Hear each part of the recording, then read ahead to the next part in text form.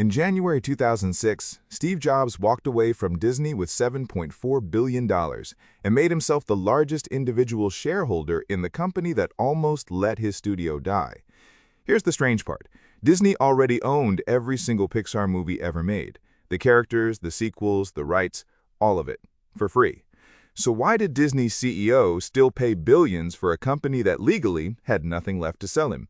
The answer is one of the greatest negotiation plays in modern business history and has started with a phone call that almost never happened.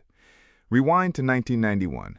Pixar is a tiny animation studio nobody has heard of, and Disney signs them to a distribution deal that looks generous on paper but is brutal in practice. Disney finances the films, splits the profits, and, critically, owns the characters, the sequels, and the rights to everything Pixar creates. At the time, Pixar has no leverage to ask for anything better. They need Disney's marketing muscle and theatrical distribution far more than Disney needs them. Then Toy Story happens, then A Bug's Life, then Toy Story 2, Monsters, Inc., Finding Nemo, The Incredibles.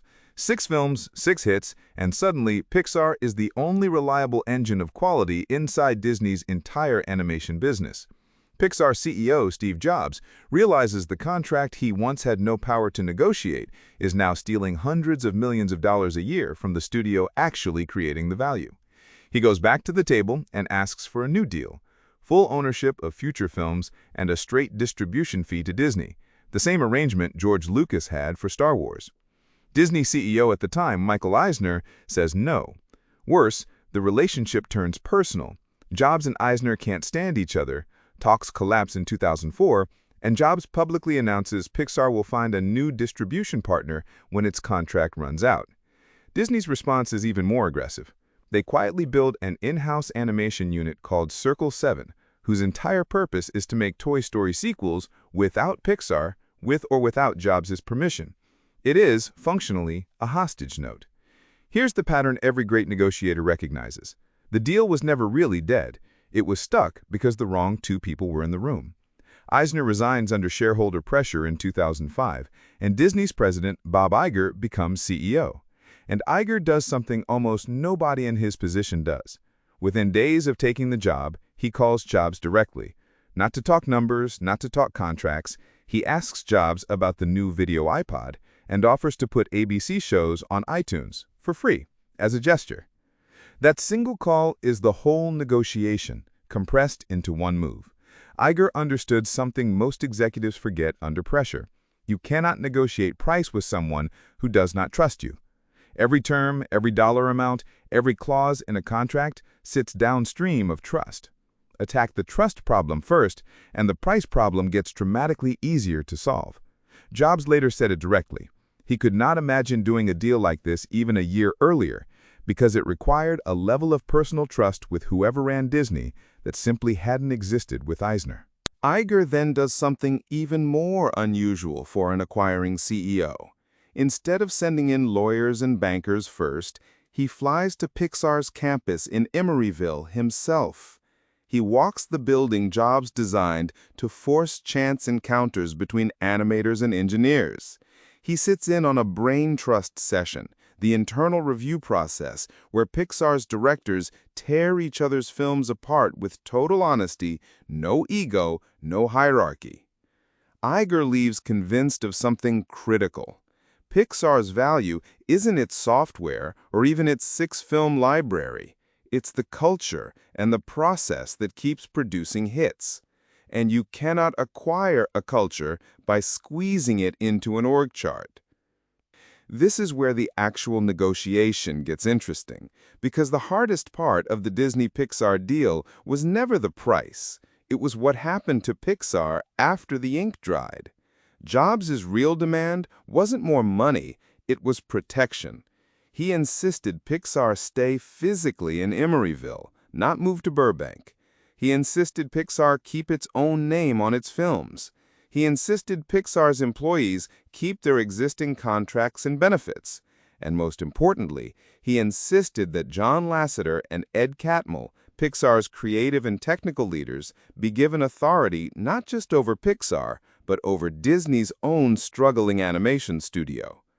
Think about how unusual that is. Most acquiring companies assume their systems, their culture, their way of doing things is the reason the deal makes sense. Iger inverted that completely.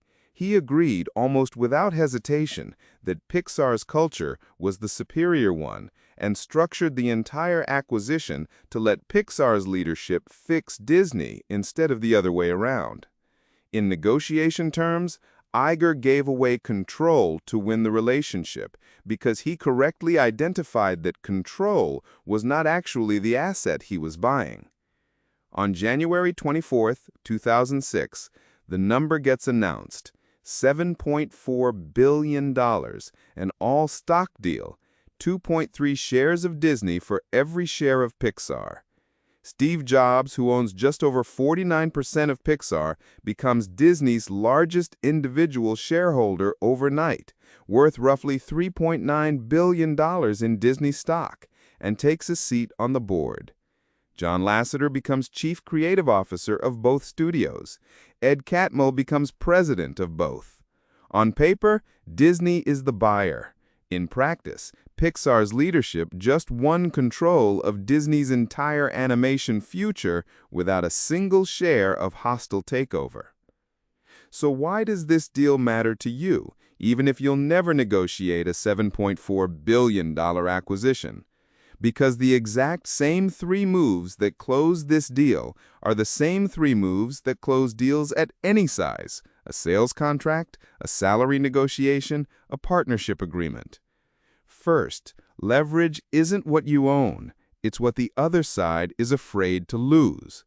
Disney legally owned every Pixar character, but Iger knew the real asset was the team that could keep making hits, and that asset could walk out the door anytime it wanted. When you're negotiating anything, ask what the other person actually can't afford to lose. It's rarely the thing on the surface of the contract. Second, fix the relationship before you touch the numbers. Every stalled negotiation you've ever been part of, a client who goes quiet, a manager who won't approve your raise, has a trust problem hiding underneath the price problem. Iger's phone call to Jobs cost him nothing and unlocked everything. In sales terms, rebuild rapport before you push the close. Third, sometimes winning the deal means giving up control on purpose. Jobs didn't just want cash, he wanted protection for what he'd built, and Iger gave it to him because he understood that clinging to control would have destroyed the very thing he was buying. In any negotiation, the side willing to give away the least important thing to get the most important thing usually wins. The Disney-Pixar deal isn't just business history. It's a live case study in leverage, trust, and what it actually takes to close. If you want to break down more deals like this one, the ones that decided billion-dollar companies and the tactics behind them, subscribe to The Deal Room because we take you inside a new deal every week. And if you're serious about applying these tactics in your own negotiations, not just watching them happen to other people, check the link in the description for our negotiation playbook, the exact frameworks top closers use, broken down deal by deal. See you in the next one.